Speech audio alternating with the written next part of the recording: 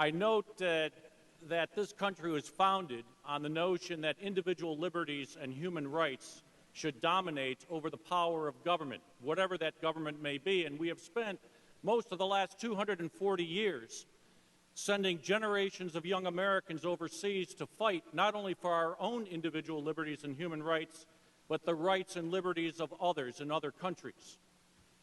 This country has been responsible for freeing untold hundreds of millions from the shackles of oppressive states. And in generations of administrations, both Republican and Democrat, for over 200 years, this country has supported individual freedom and liberty until the last few years under this administration that seems to be going out of its way to turn our allies into enemies and our enemies into allies. Repressive states that imprison their own citizens, that decapitate and hang and torture their own citizens because they don't happen to comply with the political mandates of that authoritarian regime should not be our friends.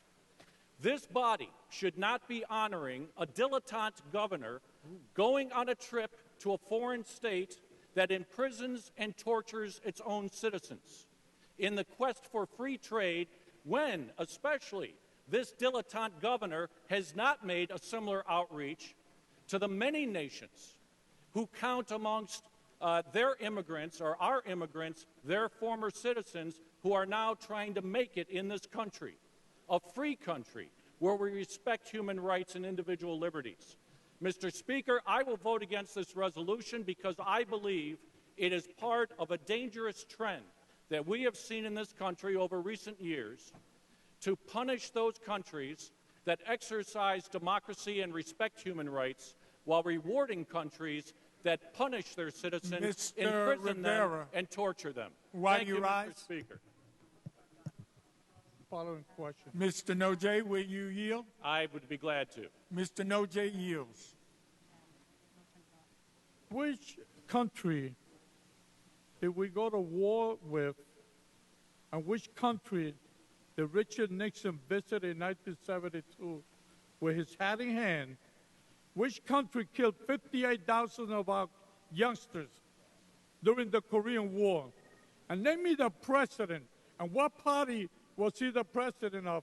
Our president went with a hat in his hand to Mao Zedong in China and open up trade with a country that is as communist as you guys are claiming Cuba is. I go a step further.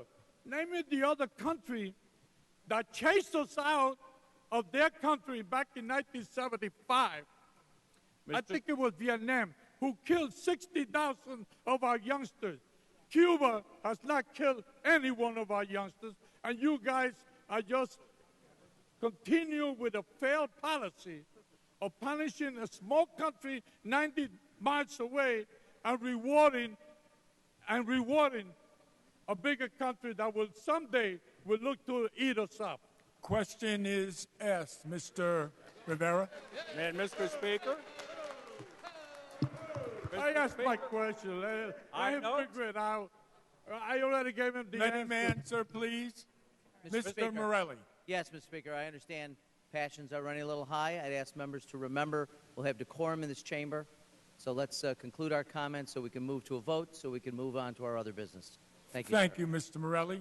So, we are all so advised. Mr. Nojay. Mr. Speaker, I will be very brief then in my response, which is that going back to President Nixon and all presidents who have paid visits to totalitarian states, they have accompanied that visit with a call for respect for human rights and made that a priority of American foreign policy to advance that agenda.